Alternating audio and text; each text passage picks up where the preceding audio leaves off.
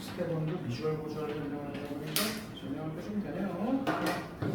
자, 아까 112쪽에 바로 한번 이어서 설명을 할게요. 이미 설명을 다 했는데 문제 자체에서 x, y가 실수라는 말이 있느냐 없느냐 매우 중요합니다.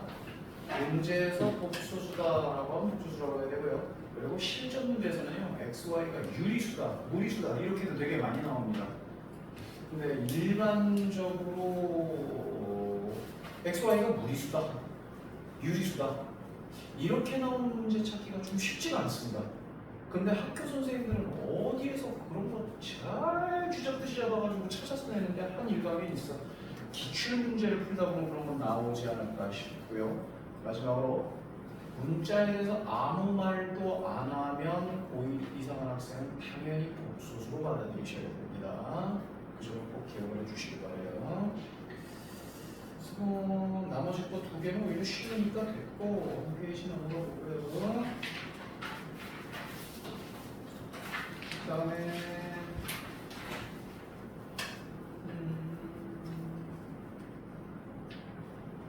배우를 이용한 증명법과 귀류법 이렇게 되어 있는데요.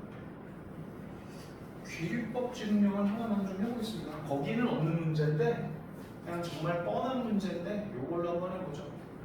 자, 루트 2가 무리수임을 귀류법으로 증명을 해라.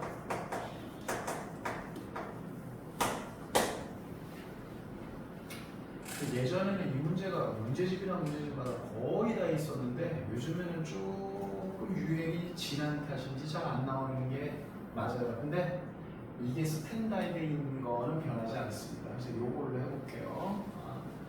귀류법으로 증명을 할 때는 1단계가 뭐냐면 주어진 한글을 못 쓰지? 주어진 전제 조건을 부정하며 시작합니다. 네, 우리가 이거 증명 안 해도 루트인은 다 무리수인 거 알잖아요, 그죠?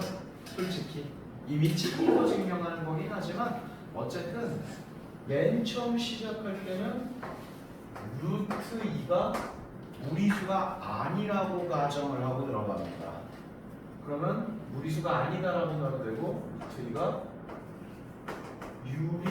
유리수라고 가정한다 이렇게 시작을 하는 거예요.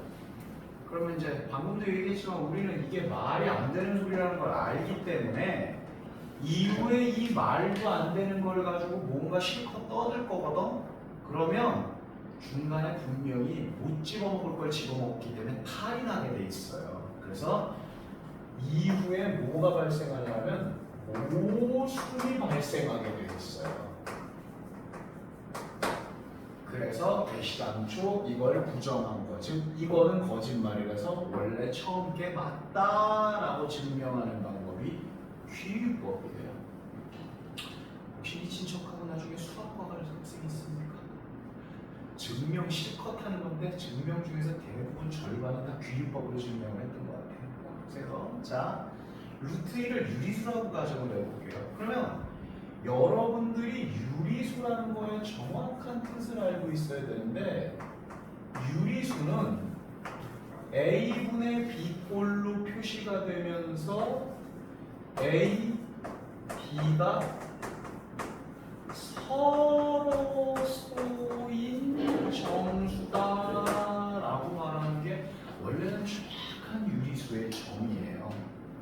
근데 여러분들 기억이 날지 모르겠는데 중학교 2학년 과정인가 거기 맞을 거예요. 순환소수에서 유리수를 뭐라고 정의해 주냐면 A, B가 서로소인 정수가 아니라 그냥 A, B가 정수인 걸 유리수다 이렇게 나와요. 이거 좀 잘못된 거고요. 그래서 뭐 이게 B가 0, A가 0이 아니다 뭐 이런 말들 나오는데 A분의 B라고 썼으면 A가 0이 아닌 건 당연한 거고요. 네. 어쨌든 이게 유리수의 정확한 뜻이에요. 아시겠습니까? 네. 이게 유리수의 정확한 뜻이에요. 그래서 방금 루트 2가 유리수라고 가정을 했으니까 우리가 분명히 루트 2가 a분의 b꼴로 표현될 수 있다. 이것도 인정할 수 있는 거예요. 이게 맞으면 이것도 맞겠죠. 그러면 넘어가서 제곱하면 뭐가 나오겠어요? b제곱은 2a 제곱이다. 여기까지 나오겠죠, 그렇죠? 자, 그럼 볼게요. 정수는 제곱을 해도 정수예요. 그러면 2배의 정수를 했으니까 우리는 이걸 뭐라고 볼 수 있습니까? 2의 배수다라고 볼 수 있죠? 물론 시시콜콜하게 따지고 들어가면요, 배수라는 개념은 원래는 자연수에서만 써야 되는 용어인데 통상적으로 묵인을 하고 받아들이는 맛이 좀 있지요. 그래서 우리는 이쪽이 2의 배수니까 뭐라는 사실을 알 수 있냐면 b제곱이 2의 배수다라는 사실을 얘기할 수 있어요. 그죠? 자, x가 2의 배수는 이거 잠깐 스톱해놓고 x가 2의 배수는 x제곱도 2의 배수다. 내 말 맞아요? 틀려요? 맞죠? 그러면요, x제곱이 2의 배수면 x는 2의 배수다. 이 말은 어떻게 생각합니까? 이거 시험에 되게 많이 나와요. x가 2의 배수다라는 말하고요, x제곱이 2의 배수다라는 말은 필요 충분 조건입니다. 이거 시험에 진짜 많이 나옵니다. 여러분들이 당연히 x가 2의 배수면 제곱한 건 2의 배수다. 그럼 손쉽게 대답을 하거든요. 근데 x제곱을 했을 때 2의 배수다라는 걸 전제 조건으로 깔면 x제곱은 x하고 x 똑같은 걸 곱한 거잖아요. 그죠? 그러니까 앞에 x는 2의 배수인데 그 옆에 있는 x는 2의 배수가 아니다. 그건 말이 안 되는 거예요. x 곱하기 x는 둘 다 2의 배수는 둘 다 2의 배수인데 둘 다 2의 배수가 아니면 둘 다 2의 배수가 아닌 거예요. 그래서 x 제곱을 했을 때 2의 배수면은요, 원래 x도 2의 배수일 수밖에 없어. 지금 얘기한 건 시험에 잘 나와요. 그래서 수준이 중하급인 학생은 이것도 시험 보기 전에 선생님이 적어주고 이거 꼭 외우고 시험 봐라 이렇게 지도를 하는 부분이에요. 아시겠습니까? 그래서 x제곱이 2의 배수기 때문에 얘에 의해서 x가 b제곱이 2의 배수니까 b도 2의 배수다. 여기까지 나올 수 있어요. 뭐 하는 짓일까? 다시 루트 2가 무리수다라는 것을 증명하기 위해서 뻥을 좀 까보겠다는 거예요. 루트 2가 무리수가 아니라고 해보자고. 그때 여기까지 이직거리가 됐다 이거예요. 되죠? 그러면 우리가 통상 2의 배수다 그러면 그거 2k 꼴이다 이렇게 놓을 수 있죠? 뭐 여기다 또 쓰지 않을게요. k도 당연히 정수라고 볼 수도 있겠고요. 그러면 요 아저씨하고 요 아저씨를 적절히 대입을 해보면은요, b 대신에 2k 들어가면 이쪽 4k 제곱 되겠죠, 그죠? 그리고 양변 2로 나누면 뭐라고 나와요? a 제곱은 2k 제곱이다 이렇게 나올 거예요. 그러면 또 뭐가 나옵니까? 요거 2의 배수죠, 그쵸? 그러면 a 제곱이 2의 배수가 되고 a제곱이 2의 배수는 누구도 a도 2의 배수가 되는 거다라고 아까 분명히 말씀드렸죠, 그죠? 그런데 해놓고 보니까 둘 다 2의 배수면은 이게 서로 소가 성립이 됩니까? 서로 성립 안 됩니까? 서로 소가 성립이 안 돼요. 그래서 뭐의 정통으로 모순이 발생을 합니까? A, B가 서로 소라는 거예요. 정통으로 모순이 발생이 돼요. 그래서 결론은 원래는 그냥 아무 결론 없이 이게 잘못돼서 그런 거 이게 참이다 이렇게 얘기를 하는데 이해를 좀 늦게 해서 다시 한번 설명을 하면 왜 이런 모순이 발생이 되느냐? 이거 자체가 시작이 잘못됐기 때문에 이런 모순이 생겼다. 그러니까 이게 잘못된 거니까 이게 맞다. 이게 규리법이에요. 이해되겠습니까? 이게 규리법이에요.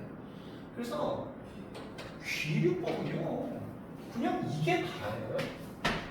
주어진 전제 조건을 부정하고 시작을 하는 거여서 어떤 모순을 발견하는데 중요한 거는 이제 그 과정에 기본적인 문자 조작 능력, 약배수 능력 이런 것들을 본인이 적당히 가미를 해야 되겠죠. 그래서 고생이 특강이니까 그냥 한번 떠들어봤고요. 이걸 해라라는 서술형은 안 나오는데 네모칸 메꿔 느낌의 시험에 나오겠죠. 그리고 말란 김에 얘기를 하면 정상 천천히 적으세요. 네모칸 메꿔 넣기를 할 때 그냥 그 네모칸 그 박스 전체고 네모 주는 거 말고 박스 전체를 증명을 해가지고 네모칸을 찾는 학생들이 있는데 이건 정말 수학 실력이 좋은 것도 인정하지만 정말 무식하게 푸는 거예요. 보통 가를 찾아라, 나를 찾아라 이런 거 찾을 때는요 위아래 정확 판단 잘 해가지고 끼워 맞추면서 푸는 거예요. 그러니까 이 귀법이라는 거는 실제로 고등학생들한테 그렇게 큰 효력이 없습니다. 선생님 저희 학교는 이거 귀법 증명하는 거 서술형으로 낸답니다. 이런 학교들이 가끔 있거든요. 그런 경우는 학교 선생님들이 소스를 줘요. 이거 위주로 봐라 이렇게 줘요. 그러면 그거 중에서 글씨 하나 그리고 그대로 나오게 되는 거니까 걱정하지 않으셔도 됩니다. 자, 그 정도로 35쪽은 떼웁시다. 절대 분식 가보겠습니다. 절대 분식.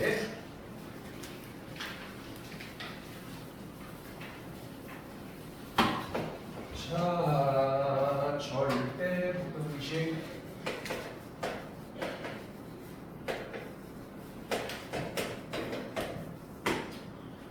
일단은요, 절대 부등식은요, 새가 모임하시는 것 같다. 물 요만큼씩 임하시네. 아니다. 좀 이따 저녁들 먹어야 되죠? 물 마신다 보니까 옛날에 물 먹고 오바이트 하는 후배가 생각이 나서 더러운 얘기하면 저녁들 못 먹을 거 아니에요? 나중에 합시다. 절대 부등식하고 일단 구분을 해야 될 말이 절대값 부등식입니다. 이거는 혼용하시면 안 돼요. 절대값 부등식은 절대값 기호가 들어간 부등식을 절대값 부등식이라고 해요. 오케이? 그럼 절대 부등식은 뭐냐? 이 절대가 뭐 영화나 그런 데서 보면은 뭐 절대적인 힘 이런 거 나오잖아요. absolute power. 그 절대예요. 그러니까 우리말로 해석을 하면은 어떤 문자가 오든 항상 성립하는 부등식을 절대 부등식이라고 해요. 그러니까 방정식으로 따지면 항등식이 있죠. 모든 x에 대해서 해가 되는 거. 그럼 이거는 일종의 항부등식이에요. 그런 말이 없어서 그렇지.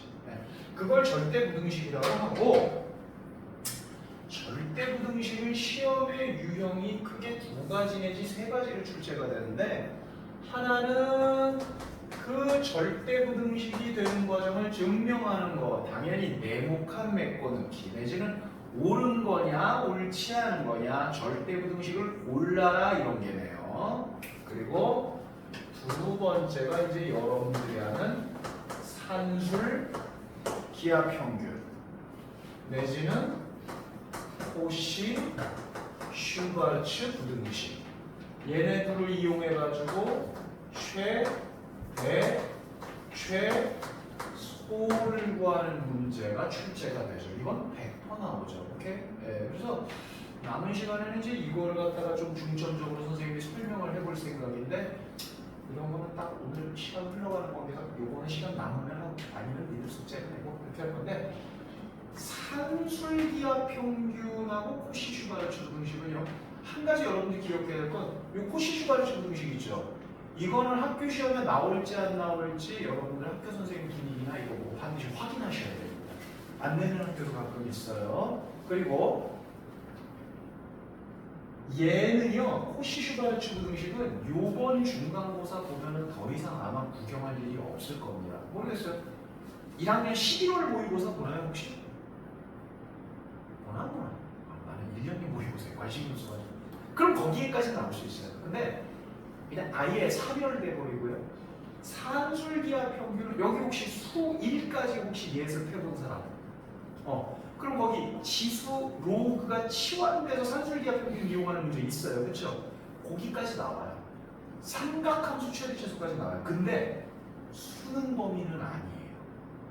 그래서 연락에 공부해봤자 수능에는 소용이 없어요. 그러니까 거의 2번 내신 대비에 주로 쓰인다 이렇게 보시면 되고요. 산술기하 평균 어떻게 되죠? A라는 수식과 B라는 수식이 모두 일단 양수일 때만 쓸 수 있습니다. 산술기하 평균은요. 그랬을 때 산술기하 평균은 A 플러스 B라는 두 수식의 합과 A 곱하기 B라는 두 수식의 곱을 비교하는 부등식이에요. 일단은. 근데 여러분들도 알다시피 여기에 2의 루트가 이렇게 붙죠. 맞습니까? 근데 2하고 루트는 2하고도 되고 제곱해서 루트는 언제든지 죽일 수 있어요. 중요한 건 얘예요. 자, 이렇게 좀 해볼게요. 여기가 계산했더니 5 나왔다고 해볼게요. 5. 그러면 A 플러스 B는 5 이상이죠. 그죠? 그럼 A 플러스 B의 최소값이 5다. 내 말 맞습니까? 그러면 이런 질문을 받아본 적이 있는지 모르겠는데 잘 대답해보세요. A 플러스 B가 5 이상이다. 그럼 최소값이 5다. 그럼 최소값이 성립하는 그 순간은 부등호가 성립이 되는 거예요? 등호가 성립이 되는 거예요? 자, 말 이렇게 못 알아듣는 사람 비교해서 한 번만 더 물어보겠습니다. A 플러스 B가 5 이상이야.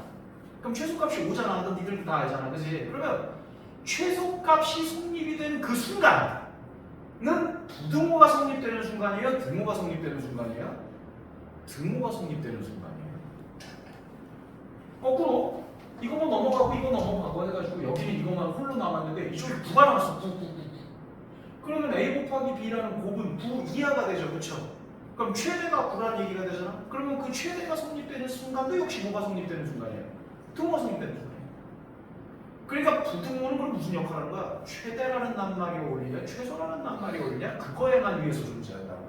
그래서 이 옆에 혹시나 여기 앉은 학생 중에서 단하고 여기 뒤에 붙어있는 이거 있잖아요. 그죠? 이거의 의미의 중요성을 모르는 사람은 오늘 수업 잘 들어둔 거라고 이해하시면 돼요. 단 등호는 즉 최대 최소가 성립할 때는 이란 뜻이에요. 이게 그 왜 산술기하 평균이랑 포시슈 가르치에서 보는 거예요. 언제 최대를 갖냐고 언제를 물어보잖아요. 그렇죠? 그게 바로 이거예요. 단 등호는 A 수식, B 수식이 이거일 때 성립합니다 라는 이 말 다시 한번 적어드리면 이게 바로 최대 내지는 최소의 성립 조건입니다. 그리고요, 방금 연락에 설명을 드렸듯이 산술기하 평균을 처음 배울 때 애들이 약간 엥? 나도 고등학교 때 1년 동안 내지 엥? 이랬는데 뭐냐 하면 2차 함수나 이런 것들은 최대 최소를 물어보면 뭐가 좀 많죠. 함수식도 있고 범위도 있고 뭐가 많잖아요. 조건이. 근데 산술기하 평균 묻는 문제는 나는 고2 때까지 당했던 것 같아. 공부를 안 했던 학생이니까. 문제가 꼴랑 한 줄이야. 조건은 별로 없어. 근데 갑자기 최대값 최소값 물어봐. 이게 도대체 뭘 이용하라는 거야 이거. 그래서 나중에 보다 못해가지고 학교 선생님 보시 말했는데 뭐래 해설 보면 산술기하 평균에 의해서 이러고 나와요. 아니 이게 산술기하 평균을 이용하는지 어떻게 알아보는 건데?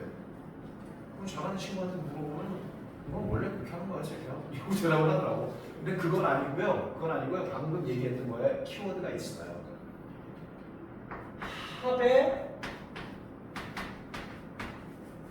최소를 물어보면 산술기하 평균을 쓴다라고 보시면 돼요. 여기 형식이 그렇게 돼 있잖아요. 그렇죠? 내지는 곱의 최대를 물어본다. 그러면 그것도 산술기하의 문제 유형 중에 하나일 것이다. 이렇게 보시면 돼요. 그리고 이걸 쓰는 거는 그렇게 어렵지 않고요. 중요한 거는 이게 허벌나게 중요하다라는 점이에요.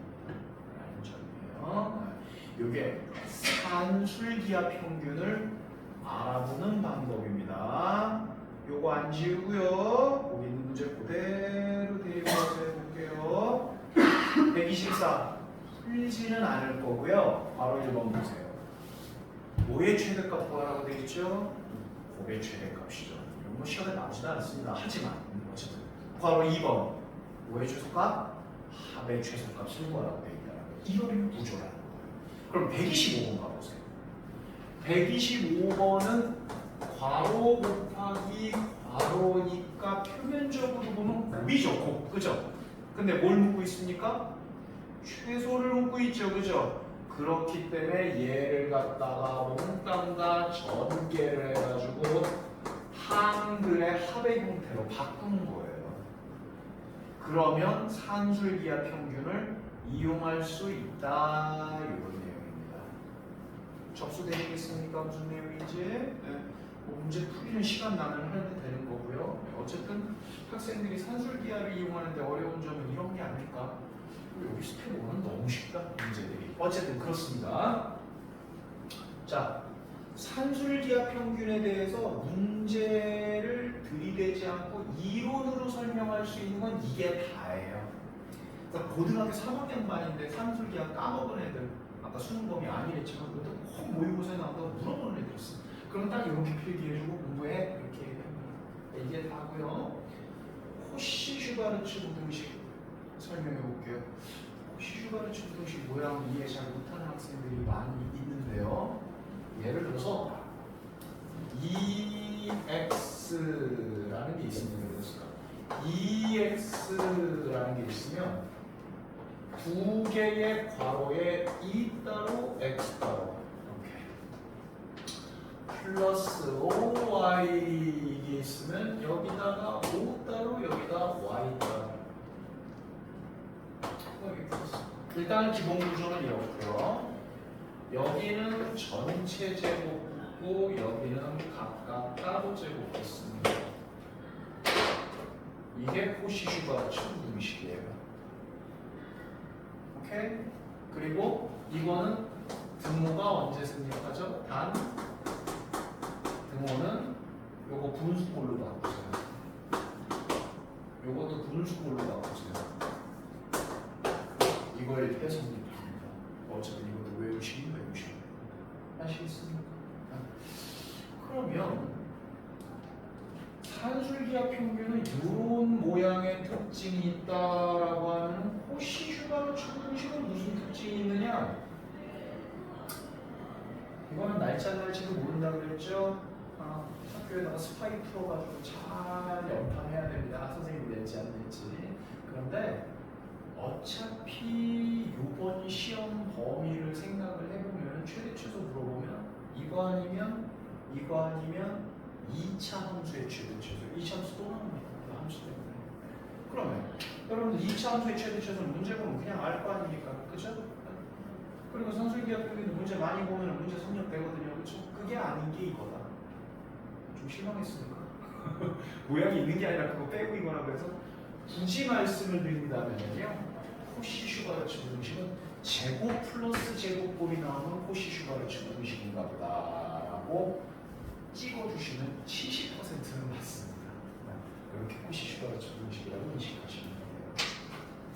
그래서 거기 129번 뭐 문제도 들어볼까요? 129번이 코시-슈바르츠 부등식인데 a제곱 플러스 b제곱이 5일 때 a 더하기 2b의 어떤 최대값, 최소값을 물어보고 있어요. 제곱 더하기 제곱꼴이에요. 코시-슈바르츠 부등식이라는 거예요.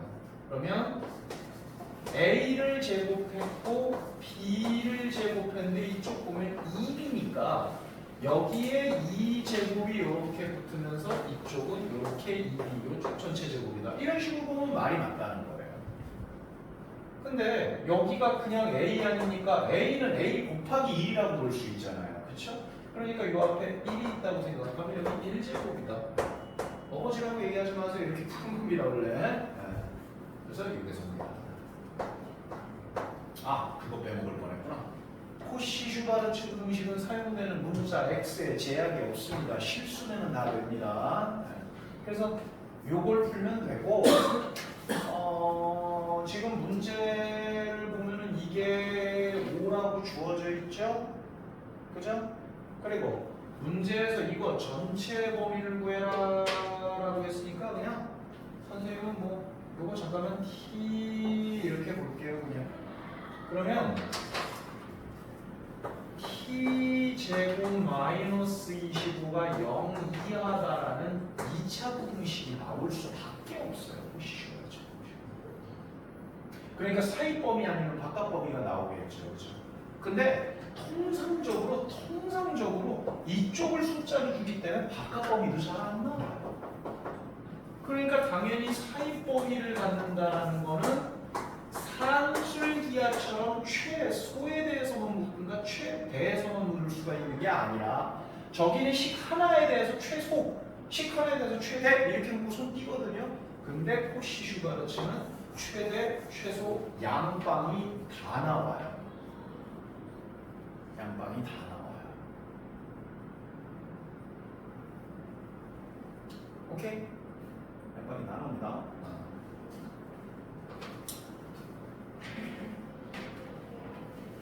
혹시 이제 여기 문제 많이 풀어본 학생들이 있으니까 어떤 문제 보면 산술기하를 써서 풀든가 아니면 코시슈가르츠 공식을 풀든가 보통 이렇게 되는데 어떤 문제들은 둘 중에 아무거나 다 되는 문제들도 있다. 맞습니까? 그게 경험이 있어야 돼요, 우리 학생들. 그 경험이 없는 학생은요, 오늘 집에 가서요, 버리지 않았으면 RPM이나 셀이나 이런 거 빨리 찾아가가지고 그게 양방이 다 먹히는 문제를 찾아보세요. 내가 얘기를 해주고 싶은데 나이 먹어서 그런지 갑자기 생각이 안 나. 그게 있어요. 그러면 한 가지 분명하게 알게 돼요. 코시슈가르츠 공식이 산술기하보다 다르기가 더 쉬워요. 표면적으로는 길지만 그런 맛이 좀 있고요. 뭐를 좀 더 얘기를 해주면 좋을까? 제가 복사를 뒤에까지 안 해줘가지고 그러는데 그냥 칠판에다 조금 써볼게요. 이런 거 한번 해볼까요? 여러분들 교재 있는 사람은 171번 한번 볼까요? 171번 스태프인데 스태프에 있는 171번인데 실수 x에 대해서 x제곱 더하기 9x제곱 플러스 3분의 16 요거의 최소값과 그때의 x값을 구해라 이렇게 돼 있어요. 자, 알아서 쭉쭉 풀 수 있는 사람은 알아서 쭉쭉 풀고요. 아닌 사람은 웬만하면 여기 설명 잘 보세요. 이 문제는 어디에서 모티브가 오는 문제냐면 예를 들어서 알파 더하기 알파분의 3 이거의 최소값을 구해라. 여기에 모티브가 있어요. 알파가 양수일 때.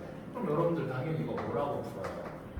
2 루트 알파 곱하기 알파분의 3이다. 이렇게 해가지고 문제 풀죠. 그리고 등호는 언제 성립하냐 그러면 요 아저씨하고 같을 때 그렇게 해요. 이렇게 하잖아요 보통. 맞습니까? 이렇게 하지요. 그래서 요거 한번 보고, 요거 한번 보고, 요거 한번 보고, 요거 한번 보고. 그러면 일단은 가장 두드러진 특징이 여기도 알파고 여기도 알파니까 여기도 x제곱이면 여기도 뭐인 게 유리할 거다. x제곱인 게 유리하겠죠. 그렇죠? 네. 그래서 정상적인 조작법은 아니지만 분모분자를 부로 나눠버려요. 그럼 여기는 좀 꼴보기 싫은 이런 모양이 나오지만 여기가 어쨌든 이렇게 나오죠. 그리고 뒤에는 얼마? 플러스 3분의 1 이렇게 되잖아요. 그죠? 그리고 하나 더 여기가 알파면 여기가 알파라고 했어요. 집요하게 파고들고 있죠. 이거에 대해서 원래 산술기하는 코시슈가르츠 그냥 모양 맞춰먹는 거예요. 이게 집요하게 파고들어가면 됩니다. 그럼 여기가 알파면 여기가 알파 이 두 개를 맞추면 되거든요. 그래서 여기에다가 이렇게 붙이는 대신에 어떻게 하면 똑같겠어요? 이렇게 하면 똑같겠죠. 이해되시죠? 그러면 이건 어떻게 처리해요? 선생님 도로율로 하겠습니다. 만약에 문제에서 알파 더하기 알파분의 3이 아니라 알파 더하기 알파분의 3 빼기 10 이렇게 하면 빼기 10은 처음부터 없다고 생각하고 이렇게 한 다음에 양변에 빼기 10을 붙여서 풀었습니다. 이런 식으로 하면 되는 거거든. 푸는 방법은 한 뭐 두 가지가 있는데 선생님 보통 학생들한테 이렇게 지도를 합니다. 그러니까 이 문제도 이렇게 나오면 요거 잠깐 없다고 생각을 하고 한쪽에다 그냥 이렇게 풀었어 기간이 이렇게 적어 보는 거예요.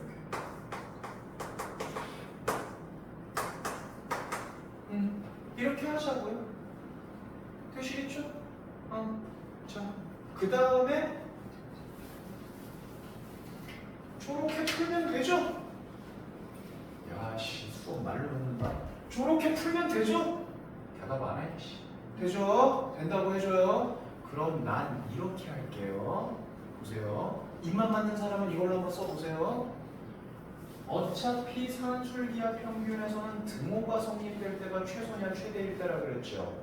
그러면 등호가 성립이 될 때라는 거는 결국은 이거 전체와 이거 전체 이게 어떨 때? 같을 때라고 말할 수 있죠. 물론 여기서는 범부수라서 이게 복잡하지만 이게 좀 간단한 수식일 때는 이게 더 편할 때가 많아요. 그러면 이거 넘어가면 똑같은 거의 제곱이 이렇게 나오겠죠? 맞는 얘기입니까? 이렇게 되겠죠? 그러면 요 안에 있는 알맹이는 3분의 4 아니면 마이너스 4인데 양수만 되니까 이거는 안녕 이렇게 된다는 얘기잖아요. 맞는 얘기잖아요, 그죠? 그래서 결국은 이거 좀 복잡하게 되는데 x제곱 더하기 3분의 1이 3분의 4라는 얘기는 x제곱이 얼마라는 거예요? 1이라는 얘기지, 그치? 그래서 여기다 그냥 1 집어넣고 여기다가 1 집어넣기에 그게 최소값이 될 수밖에 없는 거예요. 이렇게 풀어도 돼요. 그리고 이 기법은요 보통 어디서 많이 이용되냐 하면 얘네들 산술기하고 응용 문제 보면 뭐 그런 거 있잖아. 뭐 철사를 가지고 이렇게 칸막이가 이런 거 되게 만들었을 적에 뭐 테두리에 뭐 최소값을 구해라 뭐 그런 거 있잖아요, 그렇죠? 그런 거 할 때 이거 많이 사용해서 푸는데 어쨌든 간에 최소값은 x제곱 때는 1 더하기 1 더하기 3분의 1 더하기 1 더하기 3분의 1분의 9분의 16 이렇게 돼서 귀찮게 생기면 3분의 4 더하기 3분의 4분의 9분의 16 이렇게 되니까 범부수 계산하면 이거 얼마 되는 거니? 약분부터 하자. 이렇게 하면 3 되고 이렇게 하면 4 되니까 3분의 4 더하기 3분의 4니까 3분의 8이 되겠네. 그죠? 그러니까 요거는 얼마 이상이 된다? 3분의 8 이상이다 이렇게 볼 수가 있겠죠. 그럼 문제에서 진짜 구하고자 하는 거는 그거 뒤에다 뭐만 붙이면 되는 거다. 마이너스 3분의 1만 붙이면 되겠네. 맞습니까? 이렇게 풀 수도 있습니다. 상관없어요. 자, 근데 다시 한번 이거 그냥 뭐 입만 맞게 그냥 한번 먹어봐라 라고 얘기한 거고 중요한 거는 산술기하 평균 문제를 이번 시험을 대하기 위해서 나는 정말 열심히 풀겠다 뭐 잘하는 짓인데 너무 과도한 에너지를 거기다가 쏟지 마시고요. 요런 게 나오면 요거에서 모티브를 가져간다 이런 식으로 하시게 되면 굳이 너무 유형을 어렵게 외우면서 공부를 하실 필요는 없다고 봐요. 산술기하 평균도 생각보다 유형이 많거든. 그래서 한번 이걸로 설명을 해봤습니다. 그래서 최소값과 그때의 x값을 구해라라고 했으니까 최소값은 3분의 7이 되는 거고 아까 x제곱이 1일 때 성립됐으니까 x는 1 되고 마이너스 6 되겠죠. 그냥 마이너스 1이 된다고 해가지고 아까 어디 갔니? 이게 음수가 되는 건 아니니까 그죠? x값은 1 또는 마이너스 6 두 가지로 나눌 수 있어요. 자, 그래서 산술기하 평균은요 한번 저렇게 실전급 문제로 한번 해봤고 요 정도 문제 수준이면은 요거는 센 B스텝에서 난이도 3급으로도 많이 나오니까 딱 학교 기출 문제로서 자격이 될 것 같아요. 오케이? 자. 시간이 얼마나 남았는지 모르겠는데요. 일단은 저기 동영상 찍고 있으니까 수업을 좀 마무리 멘트를 하고 남는 시간을 풀고 질문할 시간 좀 드릴게요. 오늘 숙제는요, 일단은 스텝 1까지 다가 숙제입니다. 스텝 2는 오늘은 내지 않겠습니다. 대신에 니네들 저번에 분위기 보니까 집합 선생님이 내준 숙제 아직 다 안 한 사람 많죠? 눈으로 고백을 하시면 됩니다. 네. 다음 시간까지 다 해오세요. 가능하면 한 텀 조금 늦춰봐도 상관없어요. 그래서 저 동영상 보고 공부해 온다 하더라도 명제는 스텝 2로 한번 선생님이 다시 풀어주는 게 좋을 것 같아요. 그래가지고 다음 주 오늘 토요일이니까 화요일 날 볼 적에는 집합 전체 안 돼 있는 거 좀 깔끔하게 마무리 해와 주시고 명제는 스텝 1까지만 좀 문제 풀어 주시기 바랍니다. 이해되시겠죠? 네? 자, 남는 시간에 개별적으로 문제 풀고 질문하고 있으면 공부하세요.